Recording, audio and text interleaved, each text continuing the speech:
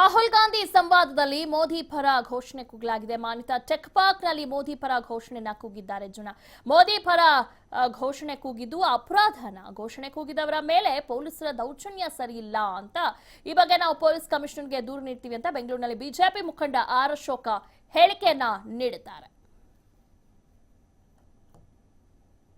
ರಾಹುಲ್ ಗಾಂಧಿ ಅವರ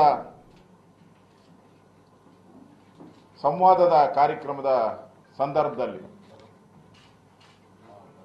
ರಸ್ತೆಯಲ್ಲಿದ್ದಂಥ ಸಾರ್ವಜನಿಕರು ಮೋದಿ ದೇಶದ ಪ್ರಧಾನಿ ಹೆಸರನ್ನ ಕೂಗಿ ಜೈಕಾರ ಹಾಕಿರುವಂಥದ್ದನ್ನ ಇವತ್ತು ಪೊಲೀಸ್ ಮುಖಾಂತರ ಅವ್ರ ಮೇಲೆ ಹಲ್ಲೆ ಮಾಡಿ ನಡು ರಸ್ತೆಯಲ್ಲೇ ಅವ್ರನ್ನ ಕೈ ಹಿಡಿದು ಎಳೆದಾಡಿ ಪೊಲೀಸ್ ಸ್ಟೇಷನ್ನಲ್ಲಿ ಅವ್ರನ್ನ ರಾತ್ರಿ 10 ಗಂಟೆವರೆಗೂ ಅವ್ರ ಮೇಲೆ ದೌರ್ಜನ್ಯ ಮಾಡಿ ಕಿರುಕುಳ ಕೊಟ್ಟು ಅವರ 2 ಮೊಬೈಲ್ಗಳನ್ನು ಕಿತ್ಕೊಂಡು ಅವರಿಗೆ ಬೆದರಿಕೆ ಹಾಕಿ ನಿಮಗೆ ಮತ್ತೆ ಹಬ್ಬ ಇದೆ, ನಿಮ್ಮ ಹೆಸರೆಲ್ಲ ನಾವು ನೋಟ್ ಮಾಡ್ಕೊಂಡಿದ್ದೀರಿ, ನಿಮ್ಮ ಮೇಲೆ ಕೇಸ್ಗಳನ್ನು ದಾಖಲು ಮಾಡ್ತೀರಿ, ಬೆದರಿಕೆ ಹಾಕಿ ಕಳಿಸಿರುವಂಥದ್ದು ಇದು ಕಾಂಗ್ರೆಸ್ಸಿನ ಸರ್ವಾಧಿಕಾರ ಧೋರಣೆಯನ್ನು ಕಾಣಿಸ್ತಾ ಇದೆ.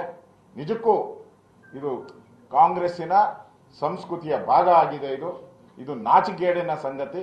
ಈ ತರ ಪ್ರಜಾ ಸ್ವಾತಂತ್ರ್ಯವನ್ನ ಮಾತಾಡುವಂತ ಸ್ವಾತಂತ್ರ್ಯವನ್ನ ಹತ್ತಿಕ್ಕುವಂತ ಪ್ರಯತ್ನ ಮಾಡಿರೋದು ಬಿಜೆಪಿ ಇವತ್ತು ಇದನ್ನ ಖಂಡಿಸುತ್ತೆ.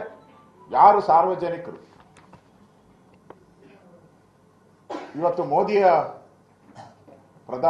ಪ್ರಧಾನಿ ಮೋದಿಯವರ ಪರವಾಗಿ ಘೋಷಣೆಯನ್ನ ಕೂಗುದು ಹೌದು, ಅವರ ಸ್ವಾತಂತ್ರ್ಯ, ಅದು ಅವರ ಹಕ್ಕು. ಇವತ್ತು ಅವ್ರಿಗೇನಾದ್ರೂ ತೊಂದರೆ ಆದ್ರೆ ಬಿಜೆಪಿ ಯಾವುದೇ ಕಾರಣಕ್ಕೂ ಸುಮ್ಮನೆ ಇರಲ್ಲ ಅನ್ನೋ ಮಾತನ್ನ ನಾವು ಹೇಳಿದ್ದೀವಿ.